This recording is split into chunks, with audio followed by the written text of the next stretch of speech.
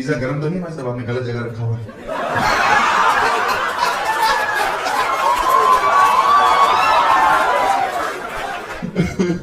Nice, welcome to the show. कैसे आप लोग? मजा आ रहा है जिंदगी? बेंचो मंडे को चुट्टे सुनने तुमको है। हमें नहीं मजा, इतनी भीड़ आई। कोरोना का हाल क्या कर दिया तुमने?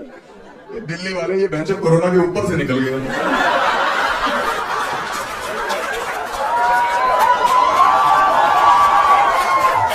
हमारे कानपुर में एक लौंडे को वैक्सीन बोल के रोजा का इंजेक्शन लगा दिया। उसको कोरोना पता नहीं, उसकी शुगर 400 हो गई, पगला गए। आपको वीडियो लेनी है मैम? मेरी आप खींचिए प्लीज। हाँ लो, और बताओ। आप 6000 का तो मैं पोल डांस करूंगा।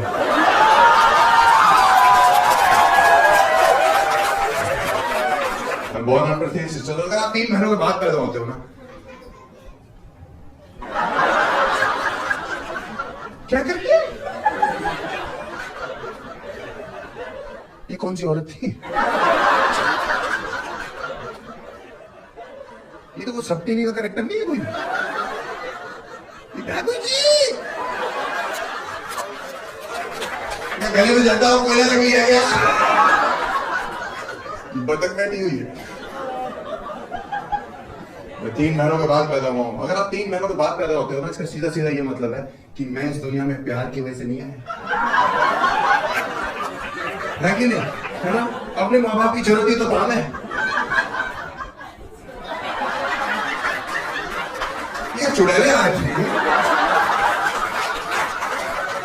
तेरे बॉयफ्रेंड की तो फटी रहती होगी, आधी रात को बेबी 21।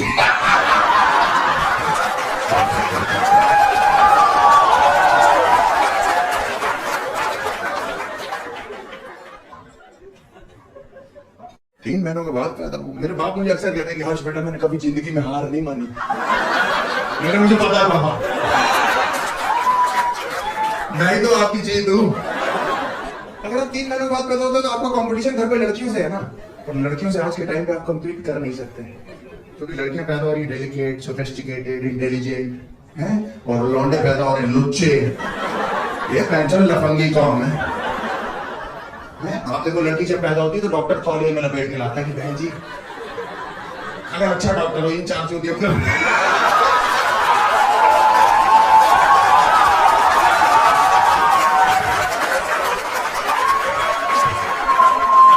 डॉक्टर तौलिए में लपेट के लाता है कि बहन जी ध्यान से लक्ष्मी हुई है, प्लीज ध्यान से पकड़िएगा। ध्यान जब तक पकड़ा नहीं देता पूछता रहता है। लौंडों को तौलिया तो पैदा होते नसीब नहीं है, यूं खींचता है डॉक्टर, यूं दोनों टांगों से नंगा पकड़ा हुआ, गांड मारता हूँ कि चलता है चल तुझे आगे चल के फेमिनिज्म सीखना चल। मैंने जिंदगी में कोई लड़की नहीं देखी जो 500 सब्जेक्ट में स्कूल में फेल हो जाती हो। ही नहीं, लौंडे हमारे साथ ऐसे ऐसे थे कानपुर में, भाई गॉड 500 सब्जेक्ट में तो उनका बनता था फेल होना। उसके अलावा ड्राइंग, क्राफ्ट, ये उल्लू के पट्टे इन्वायरमेंटल स्टडीज में फेल हो रहे हैं। इन हरामजादों से पेड़ की फोटो नहीं पहचानी जा रही। मेरे साथ में इन्होंने पेड़ के नीचे कैट लिख के आ गया, और टीचर से मकसद ही करा। टीचर कहती बिल्ली क्या करी पेड़ के नीचे? मेरा छांव में बैठी, तुम्हें दिक्कत है?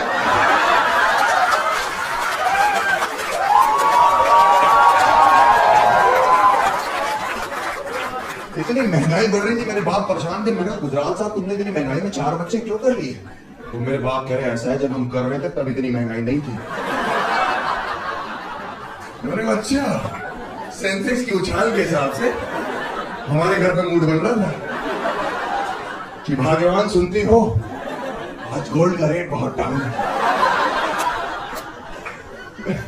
मैंने कहा आपने सही नहीं किया 4 बच्चे करके। कह रहे तुम्हारी वजह से ये 3 बहनें पैदा हुई हैं, तुम्हें लाने के चक्कर में।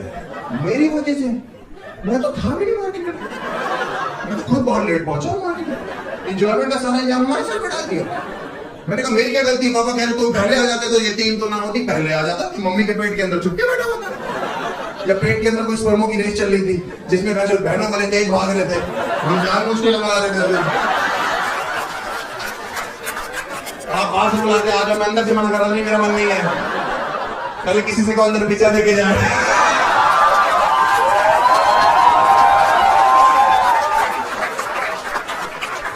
क्या गलती है? कह रहे हर आज तो बाप से जमा रहा है, लेकिन बचपन में मनते मांगी है तब जाके तू पैदा हुआ।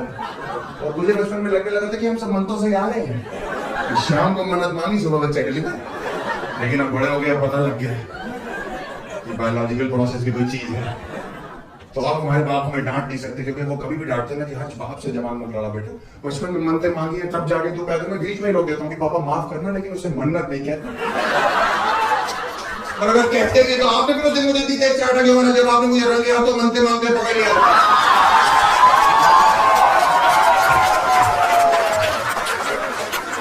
आप लोग विश्वास नहीं करोगे, मेरे बाप बीच मन्नत आदमी कान पकड़े उठा दिए। मेरी मन्नत की पूरी जिंदगी।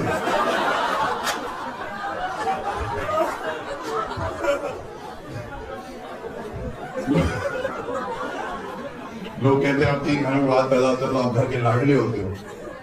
कोई लाडले नहीं होता, सिर्फ हैरेसमेंट होता है लड़कों का। हाँ सही बताऊं, सिर्फ हैरेसमेंट होता है। इतना ज्यादा हो मेरा कि मेरे माँ बाप ने मेरे लिए 5-6 साल की उम्र तक लड़कों वाले कपड़े तक नहीं खरीदे। मैं जब भी कहता था मम्मी कपड़े, तो कहती थी ये बहनों की फ्रॉक है, पहन के चलो। तो मैं कहता था ये, तो कहती थी हाँ अभी कौन सा पता लग रहा है। जो पता नहीं लग रहा तो जमीन बेच दे क्या?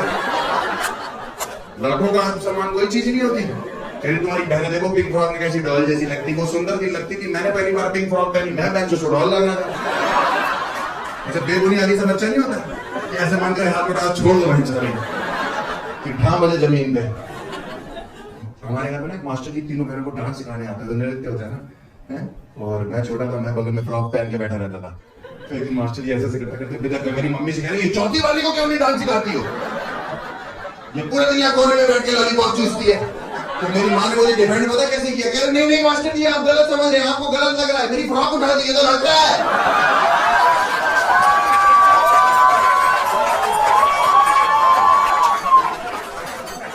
ये कोई तरीका?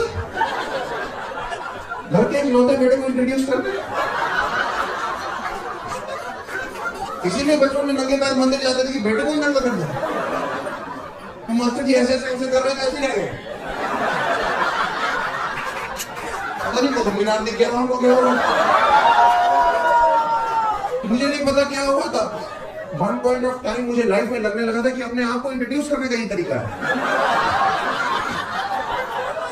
कि जैसे ही बोले इंट्रोड्यूस योरसेल्फ तो माई नेम इज आलू लाल।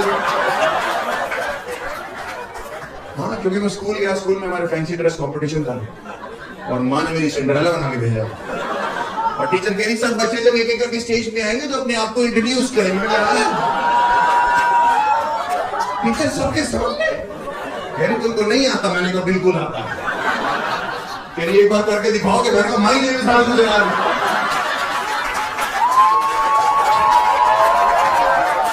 मैं तो टीचर ही हो गई। कुतुब मीनार रिपीट हो रहा है।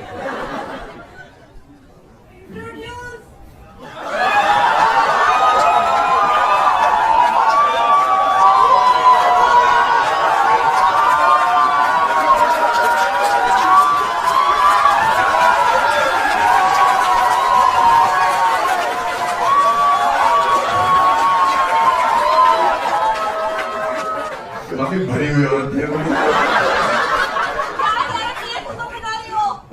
क्या गारंटी है कुतुब मीनारी हो?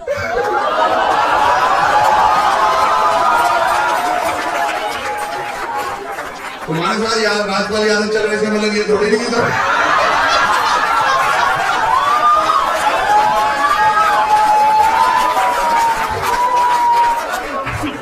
वैसे भी हम मूंगफलियों से बात नहीं करते।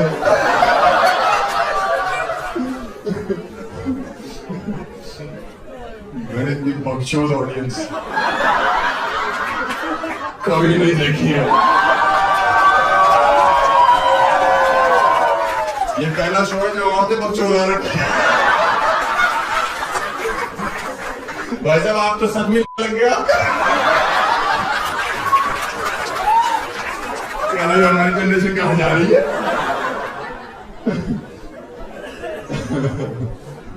मुझे फ्रॉक पहन के क्रिकेट खेलने भेज देते थे लोग। यूपी के लोग इतने हरामी है ना। जैसे ही पहुंचता था मैदान में कहते थे विकेट कीपर बनो।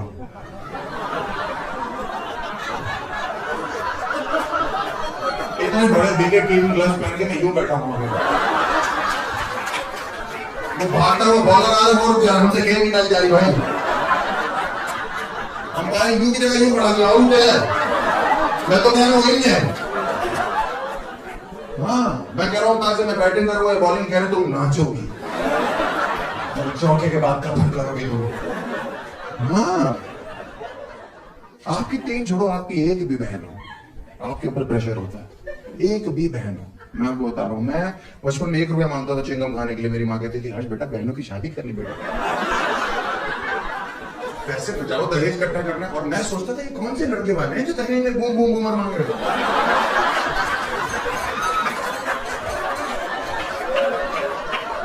ये कौन चूतिया दूल्हा है जो मेरी बहन को अल्पली के चक्कर में रिजेक्ट कर जा रहा है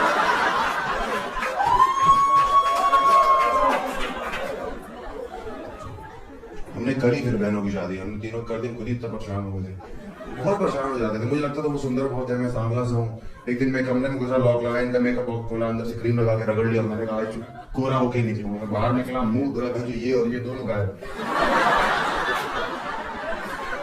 शीशे में मैंने देखा मेरी ऐसी चीख निकल गई मुझे वो नॉर्मल चीख नहीं थी डॉक्टर ने यहाँ चीरा मरवा कर रुका दिया कोई ऑप्शन नहीं मम्मी मुझे लोकल पार्लर लेगी उसने मेरे यहाँ स्केच पेन से बना दी मुझे और गर्मियों में स्कूल में बैठे ये बह रही है टीचर कह रही हर्ष बेटा तुम्हारी आईब्रोज कहाँ जा रही मैंने कहा सैर करने निकली तो वापस आ जाएगी तुम्हें कुछ मंगवाना हो तो हमने इसीलिए शादी कर दी और हम हमारे बाप कहते तुम्हारी भी शादी करनी तुम बड़े हो गए ये वो हमने कहा नहीं करनी शादी मेरे को कह रही मेरा एक दोस्त उसकी बेटी ने तुम्हें पसंद कर लिया कह रही मुझे चाहिए सस्ता Vicky Kaushal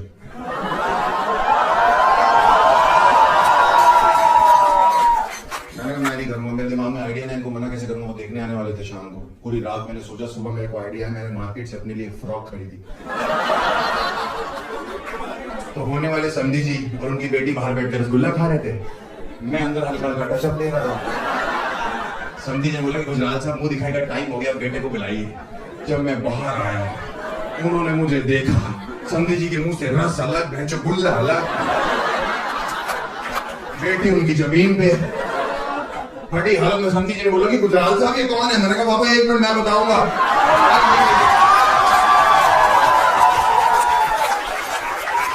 my name is हर्ष गुजरात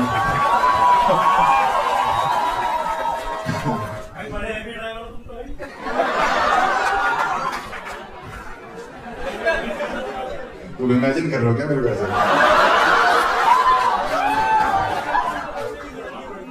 तो मैं रात को नींद नहीं आएगी मेरा सोच सोच के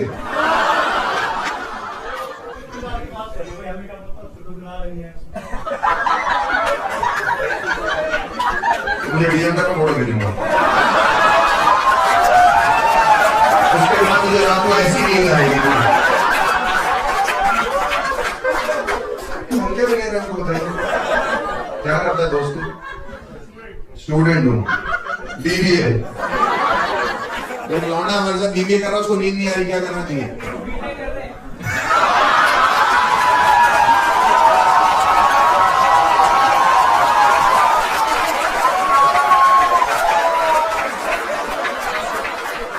बहुत बढ़िया पीछे मानो असली बच्चे हो तुम हो